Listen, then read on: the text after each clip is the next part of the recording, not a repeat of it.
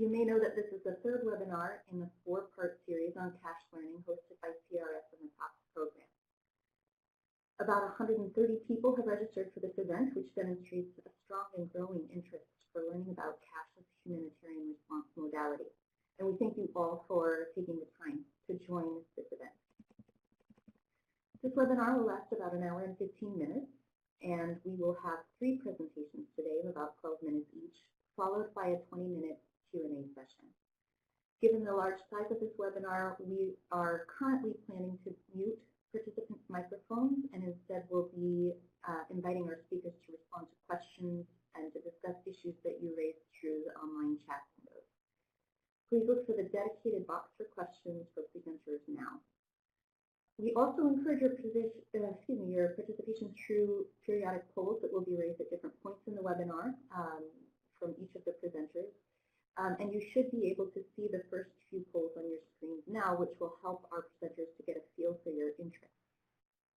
At this point, we see a large presentation from around the world, particularly in Rome. We have some UN agencies and WFP, as well as from numerous capitals throughout the world. We have Australia, Canada, several people from the US, and several from Turkey. So quite a broad representation from around the world. And I'm also surprised to note that so many of those of you who have joined us so far are participating in this webinar for the first time. So this is your first webinar in the series, and we hope that you find it very interesting. We've also noted some of your expectations, and we'll do our best to take those into account as we proceed with the presentations and the discussion. I'd like to say a few words to introduce our partners to this event. We have the Food Security and Nutrition FSN, otherwise known as the FSN Network, and also the Technical and Operational Performance Support Program, known as TOPS. The FSN Network is an open community of food security and nutrition implementers seeking to create opportunities to share information, shape agendas, understand and influence donor priorities, build consensus on promising practices, and widely diffuse technical knowledge.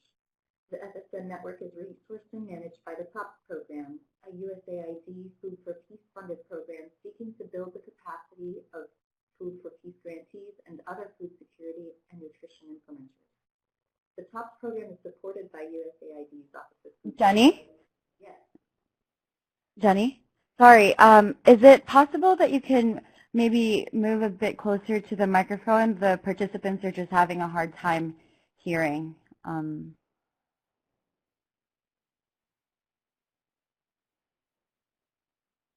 Jenny? Yes, does that help? Yeah, that is better. Thank you. So I would like to, this webinar on cost efficiency and cost effectiveness of cash programs is the third in the cash learning series initiated by CRS and facilitated by TOPS. The purpose of the cash learning series is to explore current processes used by practitioners to monitor cash-based programs for the purpose of both reducing risk and maximizing program effectiveness. The series also aims to identify gaps in our current monitoring and risk mitigation strategies in order to see how to improve monitoring of CTP as a humanitarian community. The first session in this series, entitled Market Monitoring and Program Flexibility, explored ways that practitioners monitor markets to ensure that cash-based programs mitigate the risks of negative market impact from cash-based programs.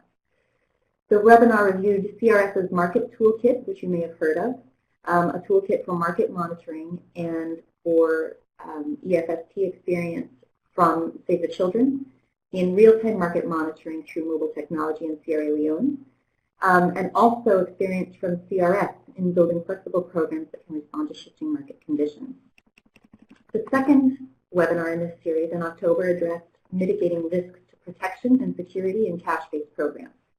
Whether supported by evidence or not, cash is often perceived as presenting relatively greater risks to security, protection, and finance through diversion and corruption than other modalities. However, the increasing use of cash and the use of cash even in high-risk environments such as Somalia suggests that these risks can be mitigated. So during the second webinar, participants learned about how electronic transfers may reduce risk from the Electronic Cash Transfer Learning Action Network, or eLearn, which is an initiative of Mercy Corps. Participants also discussed ACDI VOCA's work addressing gender and protection issues relating to cash programming in Sierra Leone.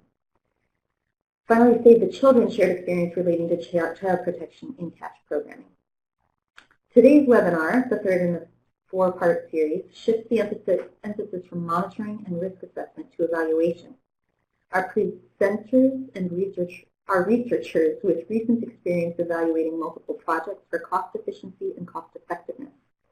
This session will consider how we define cost, impact, and effectiveness in cash-based programs, particularly in food security, and what we still need to figure out. Until recently, research from CALP and others found that scale, frequency, and innovation are key factors influencing the cost efficiency of cash-based interventions. But cost effectiveness measurement proved exceedingly challenging. So today we'll learn about the latest research on cost and impact measures, best practice, and opportunities for progress.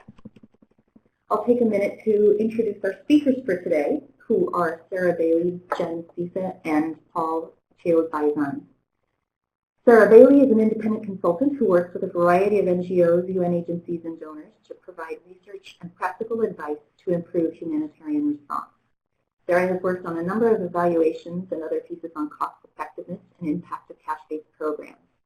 She also served on the Overseas Development Institute Secretariat for the recently released high-level panel report entitled Doing Cash Differently. She is a former aid worker and an expert on humanitarian cash transfer programming. She will be sharing today her lessons learned on cost efficiency and cost effectiveness from research related to the ODI high-level panel report, and also from our recent DFID-funded review of value for money in cash-based food assistance programs. Jen Cisa is a PhD candidate in the Dyson School of Applied Economics and Management. While Jen's research is currently focused on resilience theory and measurement, her broad research interests include agricultural production and food security, primarily in West and East Africa. Prior to beginning her doctoral studies at Cornell, Jen spent 5 years managing development projects and writing grant proposals for Catholic Relief Services activities in Africa and Asia. Before CRS, she served as a Peace Corps volunteer in Guinea, where she taught math to 9th and 10th graders in Sandenia. Jen holds a BA in mathematics from Smith College and an MA in international relations from the Johns Hopkins School of Advanced International Studies. For this webinar, Jen will share with us findings from her recent work with the CRS team in Niger, developing draft indicators for monitoring cost effectiveness and cost efficiency of cash-based food assistance programs. Paula Cheobaizan is an independent consultant specializing in humanitarian and social impact. She works at both headquarters and field levels in project design and management, strategy, policy, and organizational development, and, most relevant for us today, the assessment of risk, efficiency, and effectiveness. Her technical background is primarily on livelihoods and food security and interventions with a strong focus on cash. Working with the Red Cross in Lebanon, Paula has recently developed a framework for measuring cost efficiency and cost effectiveness of cash-based programs, which she will share with us as well. While considering these presentations, I encourage you to think about some key questions related to cost efficiency and cost effectiveness in cash-based programming. For example, how are issues of monitoring, evaluation, and accountability relating to cash different than those relating to other modalities? We'd like to think about how do we know that cash is likely to be better or was better as a form of humanitarian assistance than another modality might have been. And finally, the main thing we're trying to understand is what should we be measuring and tracking, particularly given the strong potential for multi-sector and multi-purpose cash-based interventions. So with that, I'll hand over the floor to our first speaker, Sarah Bailey. Okay, can you guys hear me okay? Just want to make sure that this is all right. And now I'll go ahead and begin, and I'm sure I'll get some messages if you cannot. So greetings from Durham, North Carolina. I'm going to be talking about what we know about cost and effectiveness and why we need some common sense and some creativity when it comes to this. And I'm coming from the perspective of having been involved in managing, designing, researching, evaluating, and discussing cash transfers since around 2005, first as an aid worker and then as a researcher. So I strongly believe in connecting issues related to evidence, but keeping it practical. And just to highlight that I was recently part of the ODI Secretariat for the high-level panel on humanitarian cash transfers.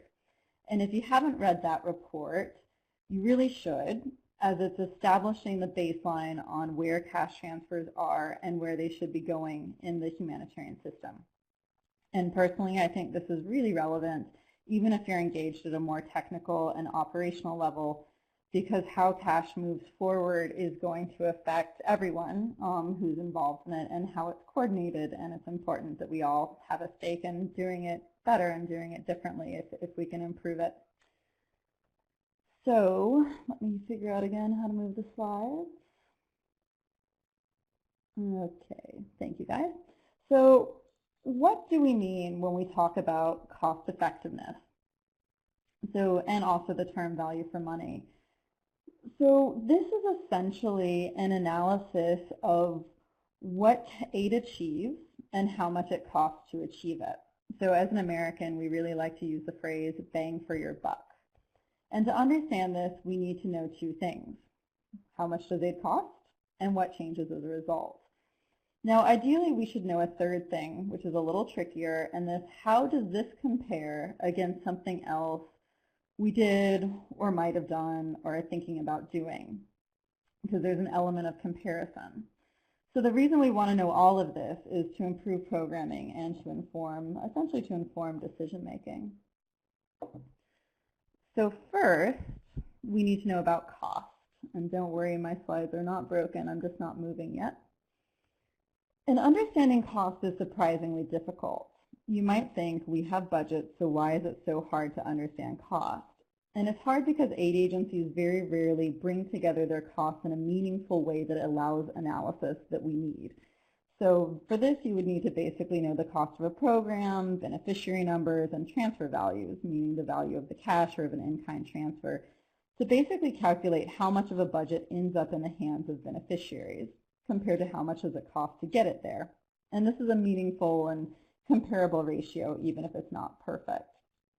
And to give you a sense of how hard this can be, for the DFID Value for Money study, I personally asked more than 15 aid agencies in Philippines for similar data, and I got it from 3. And that's not because agencies are hiding this for the most part, it's just that it really takes some digging.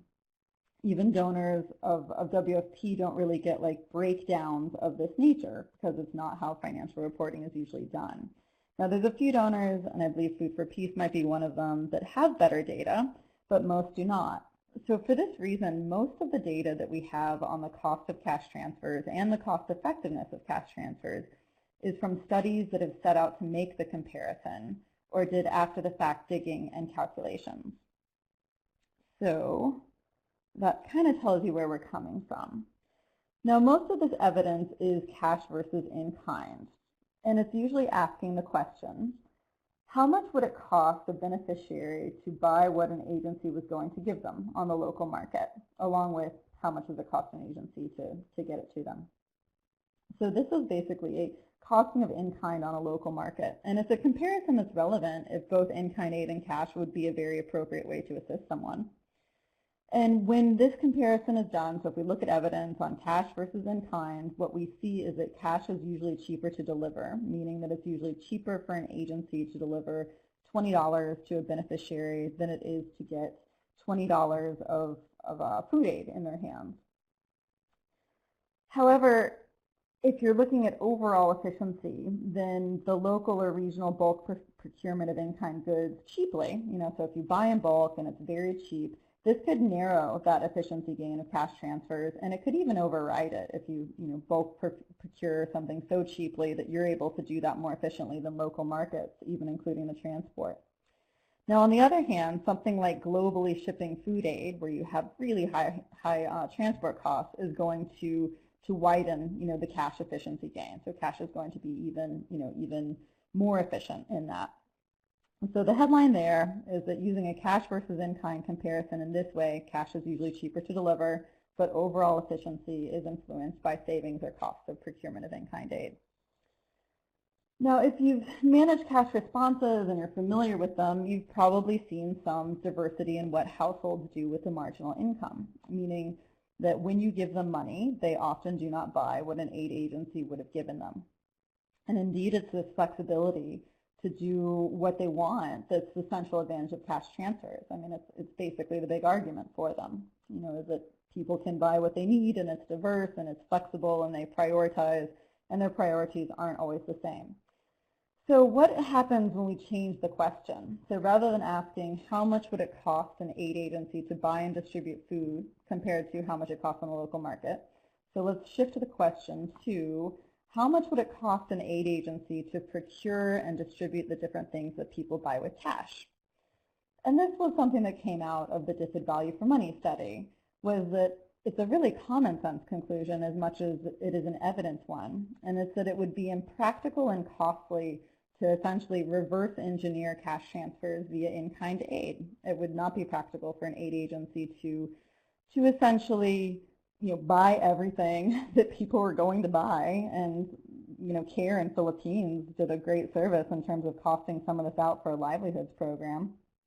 And it's almost a question that's rarely asked because it's so, why would we even ask that? It just seems so hard to do. Now, of course, if you're talking about an instance where people are buying largely uniform goods, say staple food, then the question is still pretty relevant there on cash versus in-kind. So we need to, so key point here, headline is the question that you ask on this really matters because it determines, the results on efficiency. So how you formulate the question on cost, what you're comparing. And another issue when it comes to efficiency and value for money is that it's really important to keep in mind it is not just what you do, it's how you do it. And this is what my colleague Rachel Slater really likes to say. So one, you can easily do cash transfer programs really inefficiently, so let's be careful not to. But two, if you do larger scale cash responses, that, for example, is an extremely key element for increasing efficiency gains. For now, cash is typically smaller than in-kind. If you do cash in ways that capitalize on systems that are in place versus creating your own systems related to payment and information management. So this is also important. So this is another headline that came out of the DFID study, and again is quite common sense. So let's move on to the second element of cost effectiveness and value for money, which is the effectiveness and impact element. So there's not really time to get into the whole evidence base on the impact of cash transfers. There's actually, we did a background note for the panel, a couple of them that summarize all the evidence, and I'd recommend seeking them out. They're on the ODI website. Just email me or tweet me if you have trouble locating them. But overall, if you look at it, cash often performs well on increasing access to food, diet diversity, and meeting a variety of basic needs. But precisely how they stack up against other forms of aid depends. And this depends on the program, on the context, and it also, and this is a critical point here, it depends on how success is measured and what your objective is, because you usually measure success in relation to your objective. And there are trade-offs between what different forms of aid achieve. Are you looking at household food consumption? Are you looking at coping strategies, income, shelter, children's school attendance? So all of this gets into a very tricky question of our objectives as aid agencies and humanitarians versus household priorities, because theirs might be different than ours. So if your objective is fresh food consumption, then a fresh food voucher is probably going to trump giving money, because with money, households prioritize what they need, and it's probably not going to be fresh food, right? So the objective matters because cash goes against the tendency of aid agencies to define their role quite narrowly on a specific issue or sector. So the whole discussion on multi-purpose transfers that was brought up in the intro is basically about this. It's kind of a, some people go, well, it seems odd to call cash multi-purpose. That's not about cash, that's about us. That's about 8 agencies defining objectives, the humanitarians defining objectives. And it's essentially trying to tackle the issue of how do you broaden out your objectives to cover a range of basic needs rather than tailor them to our normal ways of working in clusters and sectors. Now, some people have raised concerns that broad objectives and using cash flexibly, that this makes it really hard to measure the results because it's easy to measure, say, food consumption score as a means of food access, and harder to measure how well you're doing at enabling households to meet a variety of their needs. But there are, some entry points to doing this, and I'm sure we'll discuss them today. But I really think that this is, one, it's solvable, and I think, two, it's an artificial problem. Our responsibility as humanitarians, as people with resources to help others, is to understand how aid affects them, and do it in the best way. It's to do assistance in the best way. And we need to know what changes in their lives. So here's where we both need some creativity and some common sense by moving away from very narrow understandings of effectiveness that might leave out some both benefits and some potentially harmful elements that are going on outside of our picture, no matter what form of aid we're given or we're giving. So kind of bringing this up, what I think we all need to understand is we need the micro, but we can't forget about the macro too. So we need to understand what an intervention's achieving within and outside of its objectives and what it costs. And here I think a meaningful ratio is the value of the transfer versus the cost of getting it to people. But don't forget about the macro, which is that there are opportunities to capitalize on cash and do it better through more efficient, larger scale interventions, through sensible models for broader multi-purpose objectives, and taking advantage of opportunities.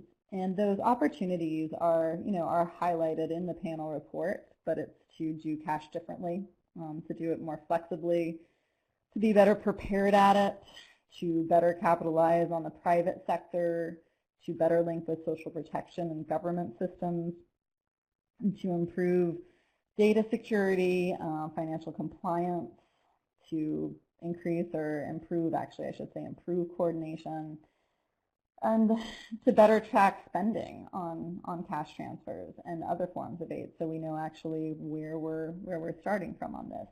And I do recommend, again, reading the panel report to see what's in there, because this is our danger right now. It's not that cash isn't going to move forward in the humanitarian system. It's that we're going to miss out on some opportunities to do it well and to do it in ways that are most meaningful for the people that we're assisting. Because just do not underestimate the ability of the humanitarian system and everyone within it to overcomplicate and ultimately undermine cash transfers because it doesn't fit easily within our normal ways of working. But the hope is that we're evolving past that to be good at what we're doing. And this is where you can find the report of the high-level panel. And please feel free to tweet me if there are any questions that I am not able to get to today, and I can respond to you. All right, thank you very much, guys.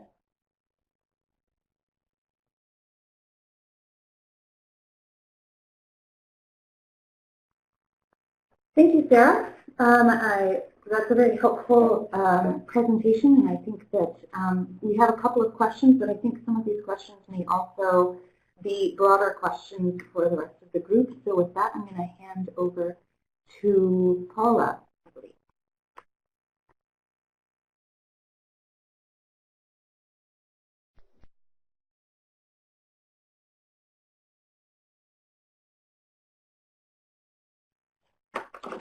Hello, everyone. Hi, my name is Paula, and I'm based in the French Alps near Geneva. And today I'd like to talk about the complexities of doing a value for money study in real life. And by real life, I mean trying to compare two different programs, one cash, one in kind, from the same organization, in this case the Lebanese Red Cross, but two programs that weren't designed for comparison. Two programs with missing and imperfect information that have been running for different amounts of time with different beneficiary reach. Two programs that haven't been formally evaluated and for many reasons don't have the wealth of statistical data from their baseline and monitoring that a researcher would ideally like to have. Two programs with differing objectives. A cash program designed to cover a wide range of needs, and an in-kind food transfer program with no specific nutritional objective. So Real Life, we're a small and very committed organization like the Lebanese Red Cross, does its best to support people in need, but things are messy and imperfect like they usually are. So every evaluation and guidance on measuring value for money out there will advise you to stay away from comparing programs that don't have the same objectives. The main message is don't compare things that aren't the same and avoid comparing programs with imperfect information.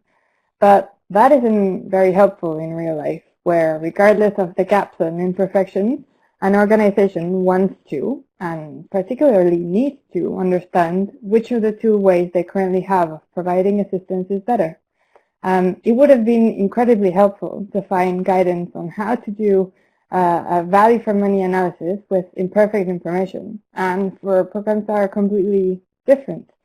Some guidance in terms of how to level the field to compare like with like, but there isn't really one. So we decided to give it a go anyway. And in the process, I ended up developing a framework for understanding cost efficiency and effectiveness in chaos. And that is what I'm going to talk about today.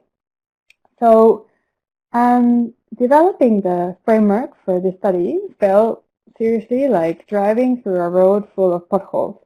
There was a lot of adaptation and lots of veering and compromise. For effectiveness in particular, we couldn't conduct a typical cost-effectiveness analysis, and this might not come as a surprise for most of you who've tried to do that in the past. Because as I said before, there wasn't enough data on outcomes to conduct an analysis like this. Another option we explored was to collect information on outcomes, but resources were limited, and in any case, there wasn't sufficient baseline data to compare it against. So, in light of all of this, we decided to collect quantitative and qualitative evidence indicative of overall effectiveness. We envisioned this as the study's way of understanding value in value for money, with the purpose of balancing the findings of the cost efficiency section. So today I'd like to present two specific facets of the analysis I did in Lebanon. We'll be talking about mainly value and preference. But before I move on to value, I'd like you to answer the first poll question. I don't know if we can put it on. Yeah. So if you're running a cash program, do you think your understanding of value matches that of the beneficiaries? Right, so we've got a couple that think no, they're not sure. Wow, no one said yes so far. Okay, we've got one person saying yes. Right, so there's still hope. Stating a program's objectives, as we all know, and Sarah was saying, is the agency's way of defining how the agency understands value, as in value for money. A program's objective defines the parameters to analyze whether an intervention costs are justified, and it also sets the parameters to measure impact. We all know that. In the most efficient and effective programs, the agency's understanding of value through set objectives coincides with the beneficiary's understanding of value. In this study, I propose to understand the beneficiary's understanding of value by analyzing the use of the transfer and beneficiary's preferences. So for cash grants, we measured beneficiaries' use of cash in the form of reported expenditure to have an indication of what they considered valuable or value. So we used 10 categories for expenditure, including food, heating, rent, debt, etc., and gave each beneficiary a number of paper clips to vote secretly on a chart. So we made sure everyone left the room during the focus group discussion, so each beneficiary had the ability to vote in secret.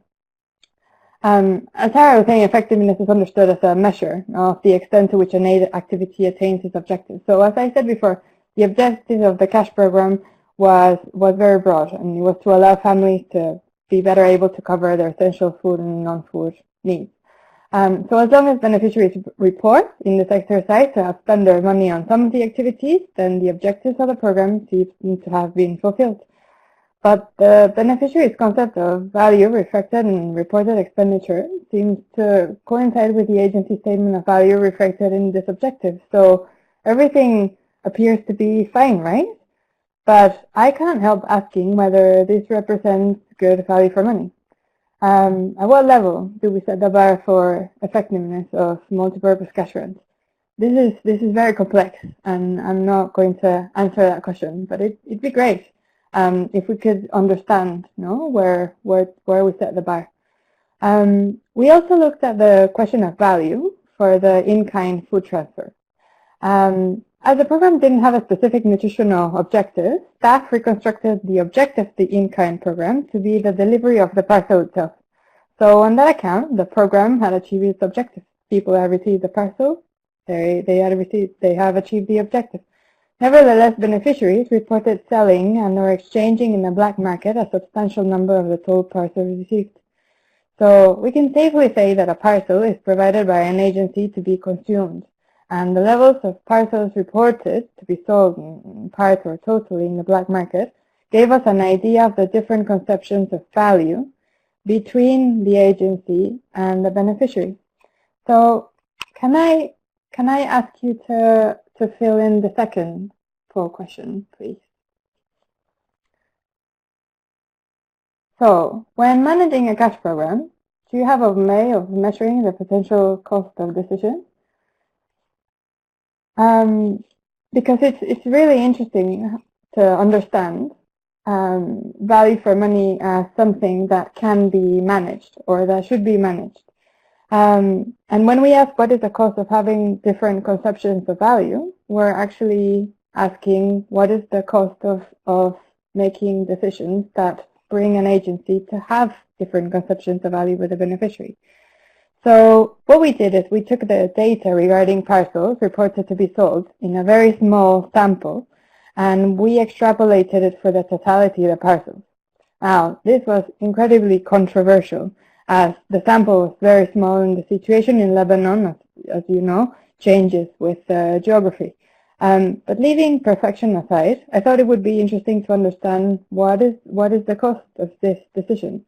For confidentiality reasons, I can't share the specific findings of the report I did in Lebanon, but what I can say is that from the perspective of managing value for money and not only measuring it as an afterthought reserved for evaluations, it would be important to understand the cost of giving people something they don't value, even if we as an agency see a value in it. This analysis also helps us understand that the value being transferred to the beneficiaries through the parcel was not only the nutritional value of the food itself, but because of the reliability of the mechanism, so people know that they will receive a parcel every month, the parcel is also valuable as a deferred savings mechanism or collateral to access credit. So people receive value for the parcel in many ways, some in line with the traditional objectives of in-kind food transfers, others not, and some are more efficient than others. The second way we used to measure effectiveness was to understand the value of flexibility. So beneficiaries sampled for this study largely prefer receiving cash. This is consistent with findings from other surveys conducted in Lebanon and other surveys conducted elsewhere in the world. And usually the main reasons behind this is the flexibility of cash as the ability to freely exchange or replace money for another good of equal value to the user. One of the beneficiaries we talked to in the focus group discussion said, listen, I'd like cash because you can't wear a box. So beneficiaries value flexibility. So we wanted to know what is the cost of this flexibility. So could we please show the next poll question? So, on a scale from 1 to 5, how challenging do you think it could be to measure the value of the flexibility of cash to meet basic and recovery needs? I'll just give you some time. Okay, so we're in between difficult and very easy. The idea of aid agencies providing assistance in kind that corresponds to the way cash is used would be so costly and impractical that, as Sarah was saying before, it is never seriously considered. Nevertheless, this flexibility is what people like most about cash assistance, and without oversimplifying things, it has been the motor behind the push for scaling up cash worldwide. So think of the words choice and dignity. It's really hard to measure, right? But what is not so hard to measure is how much does cash flexibility actually cost. As a point of reference, to calculate the cost of flexibility in Lebanon, we use the survival minimum expenditure basket, which includes food and non-food costs. And that basket totals $435 per month. It includes rent and transportation, among other things, but it doesn't include health. So if you take into account that this pilot program gave beneficiaries a cash grant of $250 a month, which was way above the standard amount set by the cash working group, you start to have an idea of how much flexibility costs and how difficult it would be for an agency to provide the same services through in kind. And there are other things that are not easy to measure directly, and that's where methodologies like SRI could come in handy. But the actual value of this is to have evidence to show why cash is preferable, and to maybe compare with another option that doesn't allow the same flexibility. So that is the end of my presentation. All of this is flawed and perfectible, of course, but it's just a call to inspire you to try and measure effectiveness from a value for money perspective in imperfect situations. Because it is important from a program management perspective to understand all of these issues so you can adapt your design to deliver the best value for beneficiaries. And there's always opportunity in chaos. We just need to develop guidance to help people everywhere measure things that are hard to measure. And trust me, if you're willing to work with a level of imperfection, it is possible. So thanks.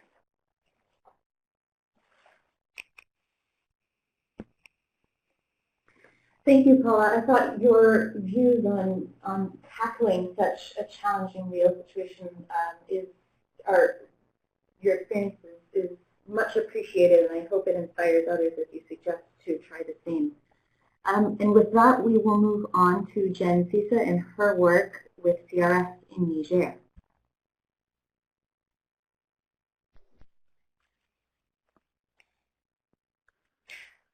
Thank you, Jenny. Ooh, that's the end.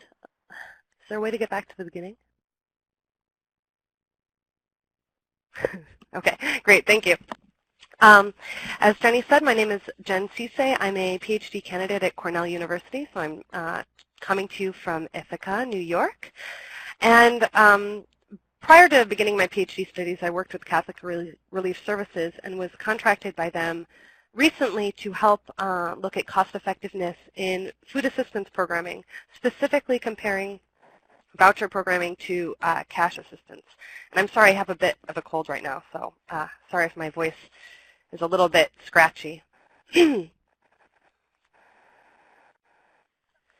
So CRS wanted to look at indicators for measuring cost effectiveness in food assistance programs more broadly, but we decided that it might be difficult to think about general indicators and measures that might work worldwide without digging really specifically into certain cases to begin with.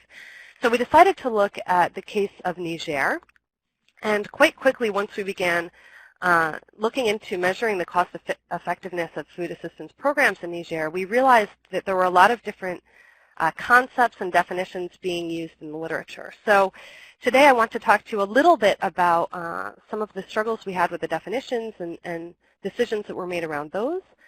Issues of comparability, which both of the previous speakers mentioned a bit, particularly Paula, but I'd like to discuss that and how we managed to deal with the comparability issue in Niger. And then I'll dig more deeply into the different aspects of cost efficiency and effectiveness that we decided to focus on specifically in Niger and that we hope might be useful more broadly. And then finally, I'll briefly overview the results. I'd say that this was really a learning experience, so while there were some concrete results that came out of it, we also learned a lot about how we can improve cost effectiveness measurement going forward. Oh, let's see. Okay. So with regard to the definitions, I think that when you're looking in the literature, you'll hear people talk about economy, about efficiency, effectiveness, cost effectiveness, and sometimes these things seem to be the same. Sometimes they're used interchangeably, but it's really important to clarify your terms and know exactly what you're talking about. So generally, when people talk about economy, they're talking about the price of things. So economy means a really good deal, maybe buying really cheap consultant services or a cheap impact evaluation. So that's generally not what we're going to be focusing on here. Much more commonly discussed is efficiency, which is really what's the value of the outputs you get given the input that you provide. So for that, we might be able to talk about how many people can we reach with a certain budget, how long of a project can we undertake given our resources. But when we want to talk about effectiveness, that's really about impacts, not just outputs, and particularly our impacts on well-being of the people we're serving. So I think that these are two things that need to be teased apart. We can talk about cost efficiency in programming, and we can also look at effectiveness, but they require different indicators and different ways of thinking and measuring. So we had a quick poll. I don't know if people wanted to weigh in. Adrian, do we have a poll? Which is more important in humanitarian programming from your viewpoint? Is it efficiency, effectiveness, or finding a balance between efficiency and effectiveness?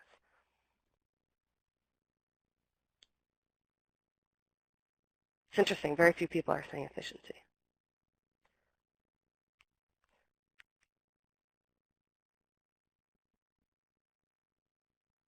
This is interesting. I mean, I think that effectiveness, when you're talking about having a large impact on improving the lives of the poor, for example, is vital, but that can come at a very high cost. So I think one thing that we're going to be talking about going forward is about how to understand what effectiveness means in a given context and how to work efficiently to get, as Sarah mentioned, kind of the most bang for your buck, even in terms of effectiveness. Great. Okay. I think you can shrink the poll now so we can get the PowerPoint back up. So once we kind of determined which terms we were going to be using, we realized quite quickly, and as Paula mentioned, often you're cautioned against trying to compare programs.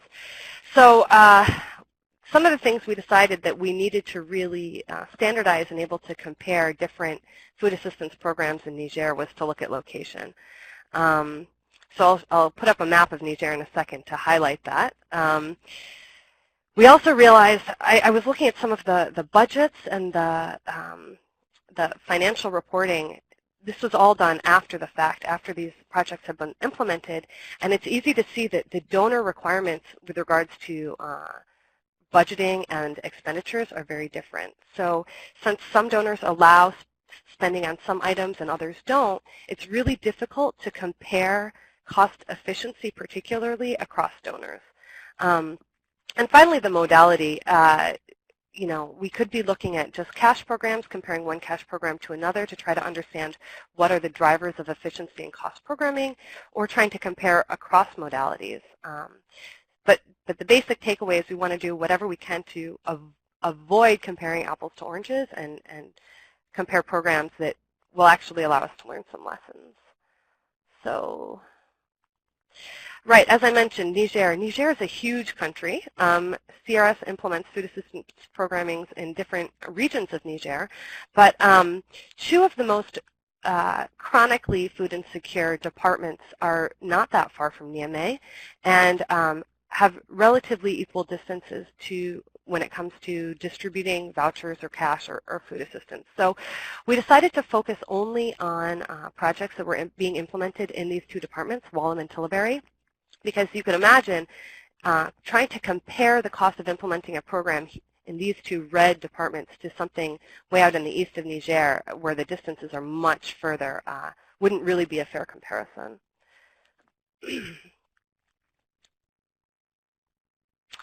So as I mentioned, the locations were identified, so we basically eliminated from the purposes of our study any projects that were outside of Wallam and Tillaberi. And we also decided to focus on USG-funded projects only.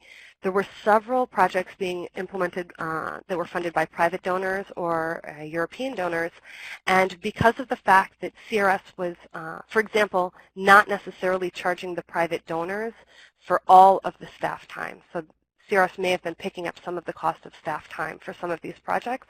We couldn't really compare the expenditures on those projects with some of the USG projects where the staff time was being fully funded. So in order to make sure that the projects were comparable, we focused on only USG-funded projects. Finally, as I mentioned, we were interested in looking at the difference in efficiency and effectiveness of both cash and voucher programs with the goal of improving food security and providing food assistance. So we decided to not include transoceanic food aid or straight food distributions, since there's quite actually a big literature on that already, and it's been pretty well established that in most cases transoceanic food aid is much less efficient and also takes much longer, so it's less effective than cash and voucher programming. So we focused just on cash and vouchers. And so here's a little picture of some of the vouchers that were being used.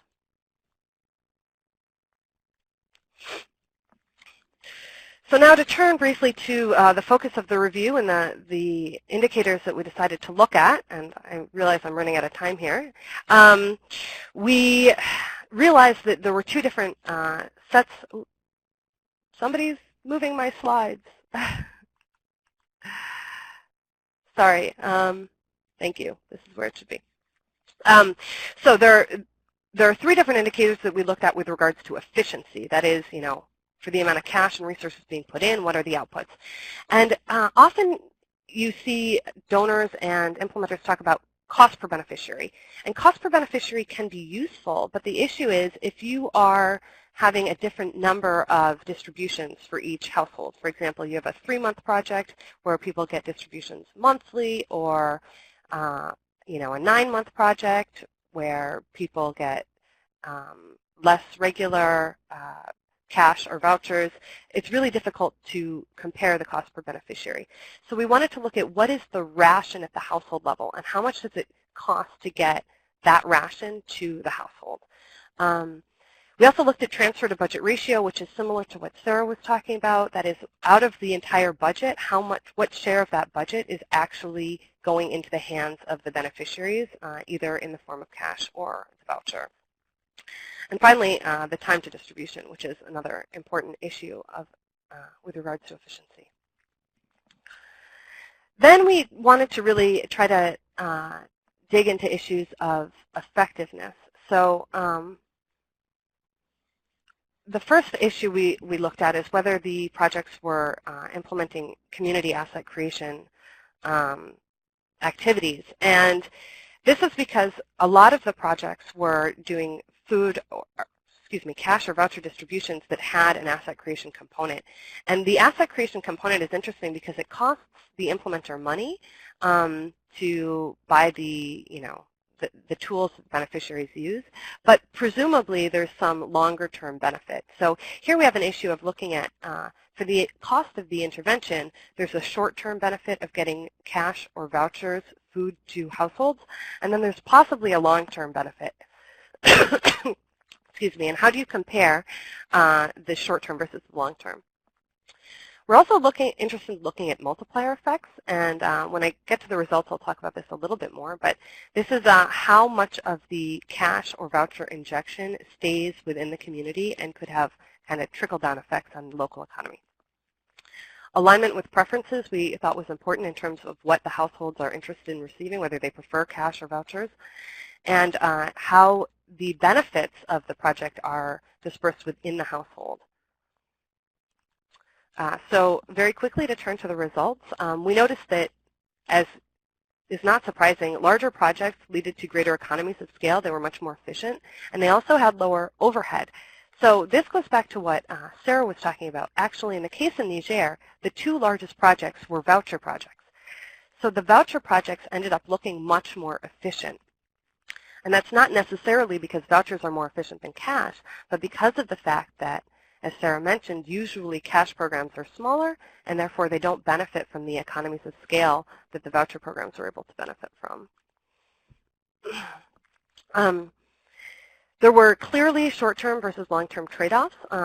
The projects that were straight-up vouchers for food assistance, short-term food assistance needs had higher transfer to budget ratios, as you would expect, and therefore we needed to be able to focus on, what are the priorities of the agency? Is it really spending the most resources in the short term and getting the transfer to the beneficiaries, or are we interested in taking some of that budget and investing in longer-term resilience, community strengthening infrastructure, and things of that nature? In terms of multiplier effect, unfortunately, these require a lot of data, so we didn't have the data to actually calculate the multiplier effect of these different interventions. But generally speaking, people assume that cash has a higher multiplier effect than vouchers. I would caution, though, that cash can be used to repay debts, and if, the person who who provided the loan then takes the cash and stuffs it under their mattress, there will be actually no multiplier of that cash in the local economy. Vouchers currently, when you're looking at, large-scale food vendors and providers, often don't have much of a local multiplier effect, but if we worked with smaller local providers of food, the opportunities for multiplying effects using vouchers would be much higher. In general, the vouchers where people were allowed to buy different food items were appreciated for their flexibility, but it should be noted that generally people respond and say that whatever modality they received is what they preferred, and that's something that we need to figure out how to get around in terms of surveys moving forward. How can we elicit, responses to understand what people really prefer rather than providing them incentives to just say that they liked what they received? Excuse me, sorry. So moving forward, I think it's really exciting that we're focused on cost efficiency. I'm an economist, and so I think that these issues are important. However, I think we do need to define the priorities, and organizations need to decide what impact means for them and what effectiveness means for them. This goes back to also what Sarah was saying. If our priority is making sure that households have access to the resources they need to spend in the way they need, then usually cash will be the most effective. But often donors require movement on certain indicators. We're interested in improving nutrition or food consumption. And in those cases, it may not always be that cash is going to help us see the improvement in the indicators that we consider to be important. And I know that's a very difficult question about paternalism and who should be deciding the priorities. But given the current environment where donors are interested in focusing on certain sectors, that's something that implementers need to think about. And finally, I really think we need to try harder to collect data. I had one final poll, but I know I'm out of time. Maybe we can put it up just quickly. I think that NGOs are doing a good job collecting data, but making that data accessible so that people who are doing research and who are comparing across projects is something that could be improved. So the management of data. And also asking questions about how beneficiaries are using their cash or their vouchers, and also understanding where that cash ends up or where the food, if their vouchers, is coming from, will help us get a bigger understanding of the possible multiplier effects of different types of interventions. Great, thank you very much. Look forward to your questions. Thank you, Jen. Please keep the questions coming. We're having a good discussion about the multiplier effect. It sounds like multiplier effect measurement is something that we really need to be able to capture better, understand better, particularly with regard to market impact, but also unintended impacts, impacts on things that may not be the direct objectives of the intervention. So those are a few of the concepts that I think have come up again and again in one way or another throughout the presentation. There's a couple of additional polls that I think we'd like to share with you all. before we return to the speakers for questions. So can we pull up one of Sarah's other polls? So do aid agencies currently have the skills and capacity to judge effectiveness of their cash-based assistance? And the concern here is about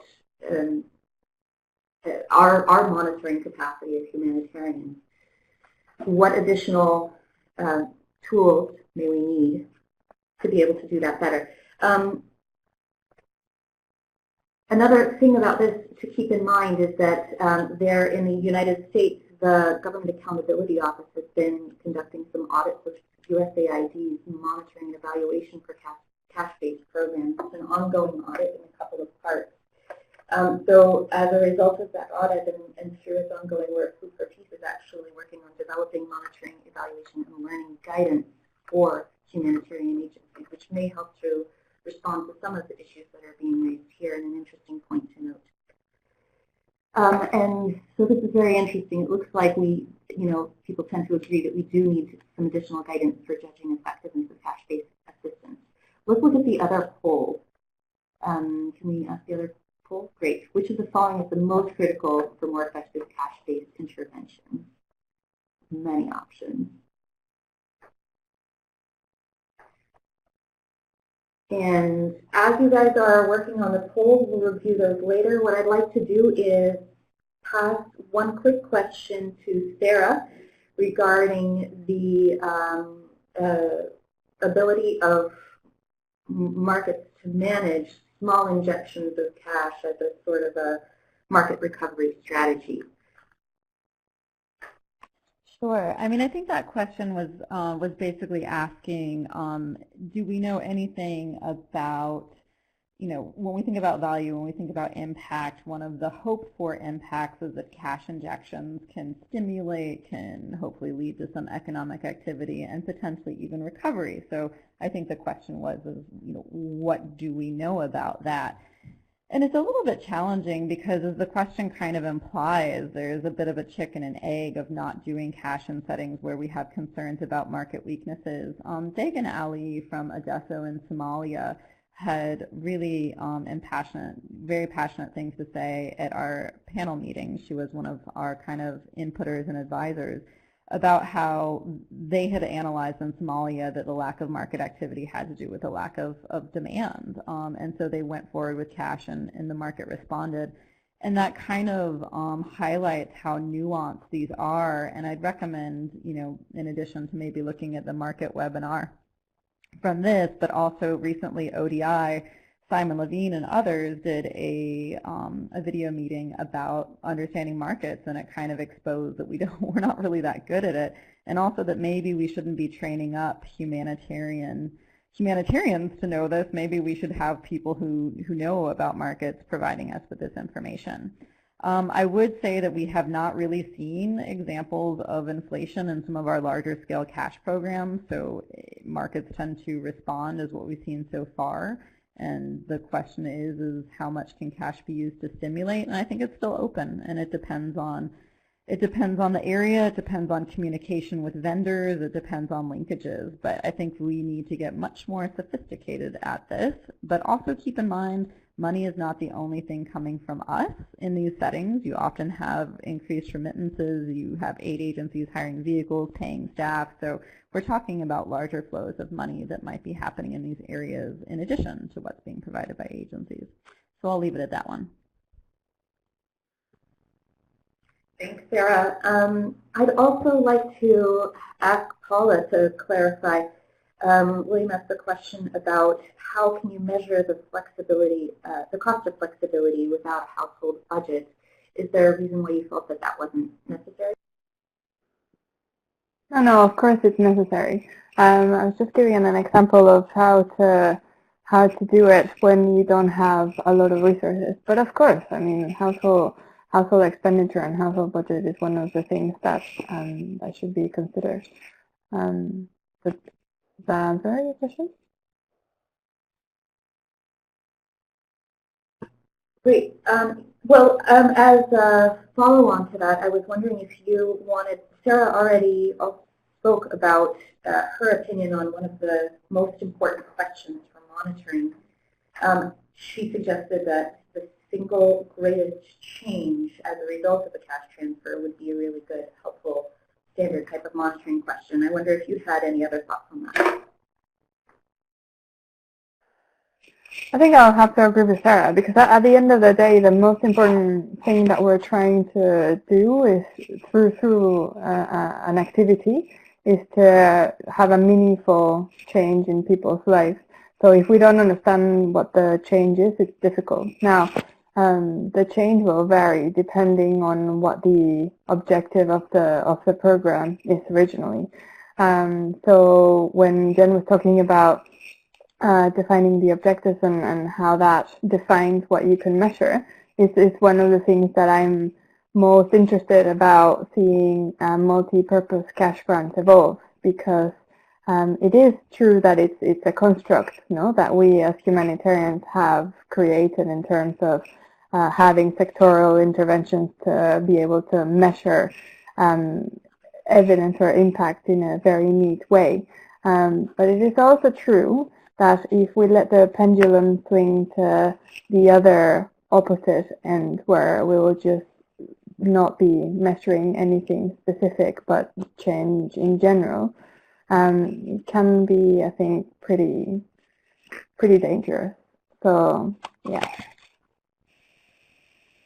Great, thanks. And Jen, do you have any thoughts to add on key questions we might want to use to standardize monitoring, evaluation, and cash programs? I think that standardization, given the comparability issues, is going to be very difficult. I do think that if you are interested in perhaps multi-purpose cash grants and allowing and hoping that beneficiaries invest in activities, tools, and items that are important to them, then I agree that could be a really helpful question. I think that before we get there, though, we have to have maybe more of an understanding of how people are using cash. I know that there's been a lot of studies about that, and generally people invest in their livelihoods or invest in their children's education, and having an understanding of what people hope to invest in would be helpful as well.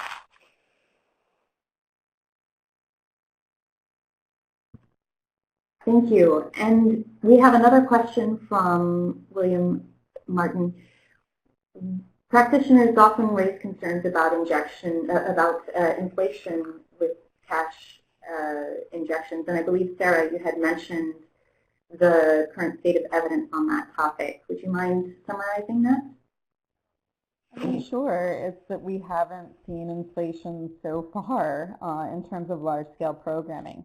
Interestingly, you can come across some examples of, using it in a rural area where everyone ran out and bought the same thing and the market wasn't prepared and the, price went up on that same thing, which I think is probably as much about, again, it's about, how you do something. And someone in the comments had brought up in the Democratic Republic of Congo, doing vouchers and cash there. And there's extraordinary communication between aid agencies and traders who will actually move in goods to certain areas. I mean, that's one of your least well-connected kind of market situations in terms of logistic difficulties.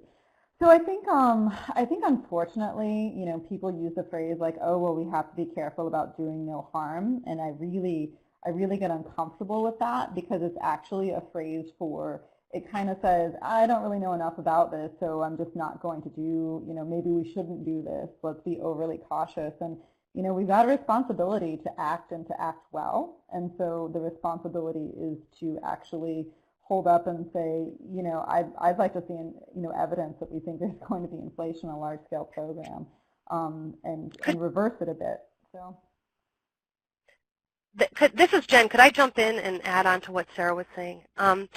I think two things that need to be kept in mind in addition to what Sarah said. One is that vouchers can cause inflation as well, because if people are buying more food using the vouchers than they would otherwise, and then the market is ready to provide, then for the folks that don't have vouchers, they can actually see increases in food prices. So I think just to be clear, the issue is that when part of the population is being targeted and part of the population isn't, any impact on the market is going to impact all households, including those who aren't receiving cash, vouchers, etc.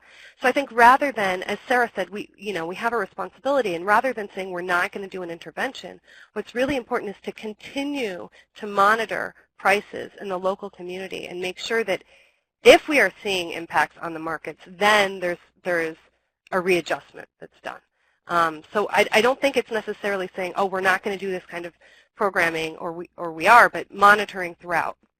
I'd also say that Cornell, was involved in developing the Mafira tool that was used when we were looking at the initial kind of local and regional procurement of food assistance, and there you can look at markets prior to interventions to see how well integrated they are. There are places where markets are poorly integrated, and then communication, as Sarah mentioned, with vendors and making sure people are bringing in goods from the outside will be critical. Can I just add something very quickly?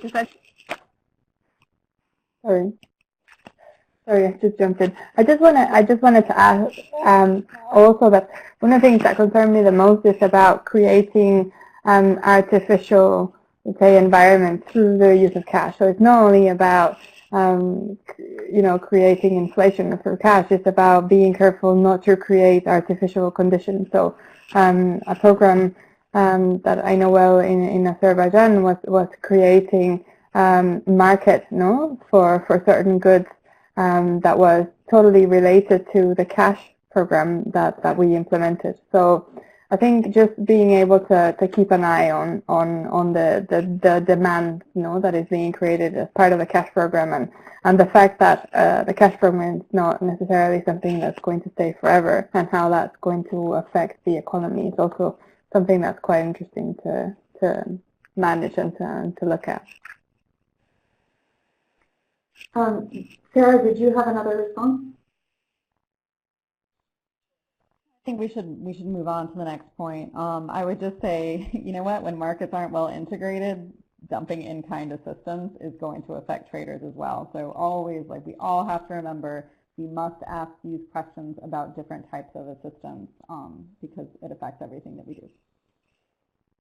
Exactly, and I think that I think it might have been either Paula or Jen that raised the point that communication with vendors is key to be able to try to address some of these integration issues, particularly when you're talking about remote rural areas. Moving on, I think there's another question regarding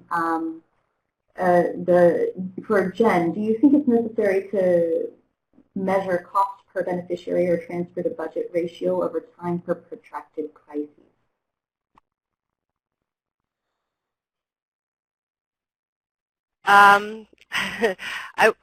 I would say yes. I think it's always important to measure. I'm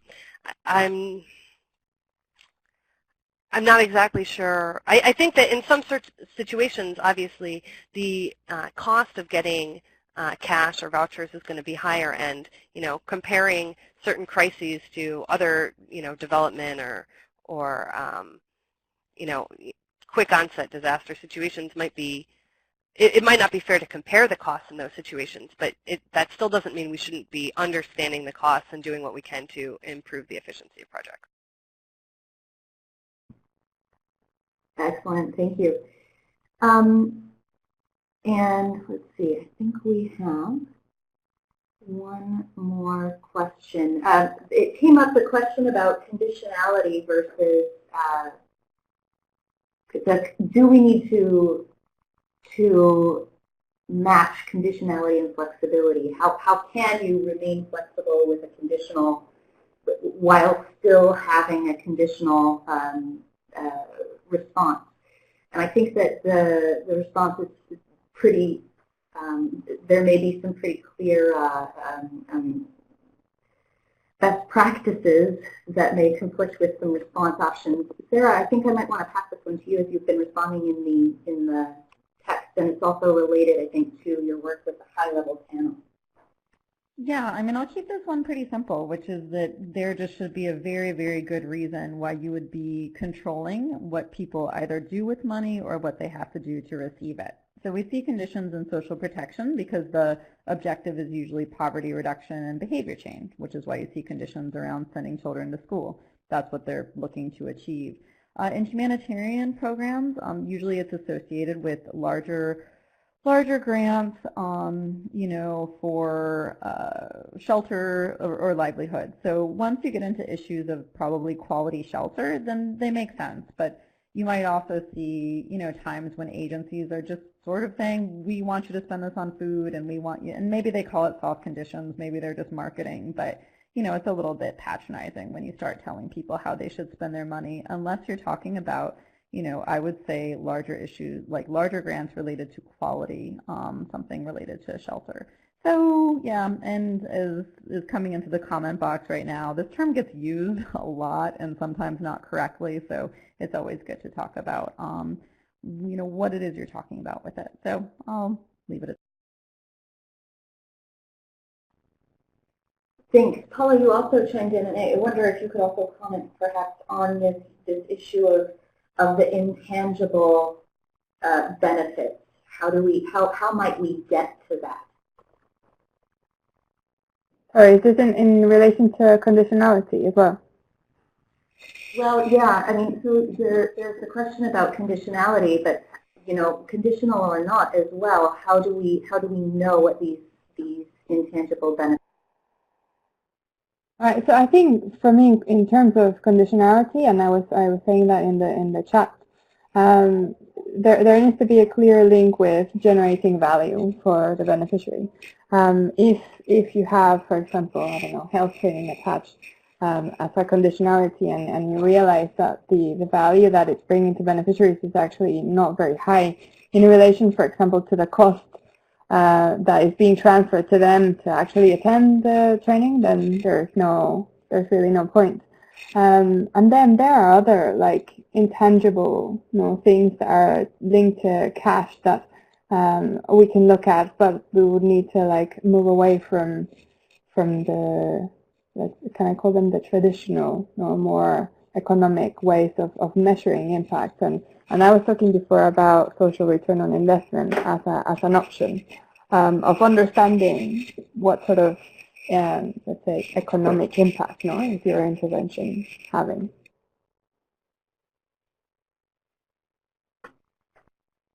Okay, well, I think that this is very interesting. So there's one more question about tension with the government. So somebody asked, how do you avoid tension with the government when paying money directly to beneficiaries?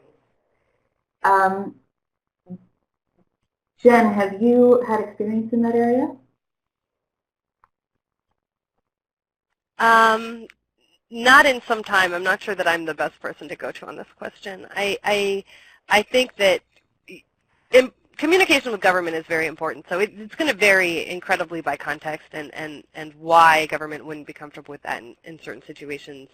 So it'll depend on your organization's relationship and the donors with the government. So maybe somebody else would be better suited to. Great.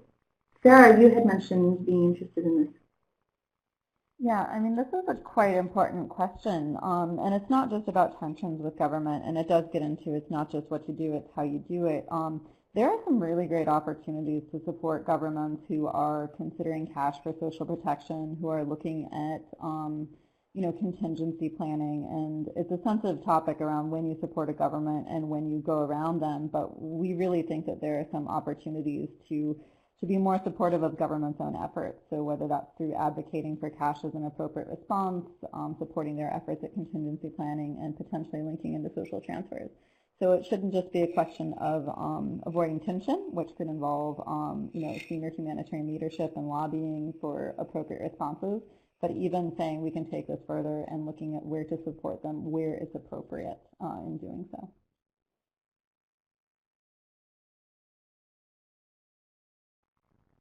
Great, thank you. So I think we're about out of time, but the questions have been really fascinating, and we'd love to take some of these up either in future discussions, future webinars, or offline. Please feel free to contact the presenters with remaining questions, and we will do our best to respond. Thank you so much again to CRS and to Cox for hosting this webinar series, and we look forward to hearing about the fourth and final webinar. Thank you so much, Jenny, and thank you for such a dynamic discussion on this one. Just a few notes to end. On the upper right-hand corner, we do have a participant evaluation survey that we could ask all of our attendees to fill out, so we can, gauge how we did on this one and what we can do better for our next webinars. And also, just as a reminder, a follow-up email with the recording of this webinar and all of the presentations will be available soon, and it will also be up on the FSN website. And for those who have missed the previous sessions of the Cash Learning series, they're up on the FSN Network website as well. And that's about it. Thank you so much again for attending, and we'll talk to everyone soon. Thank you, and have a good day.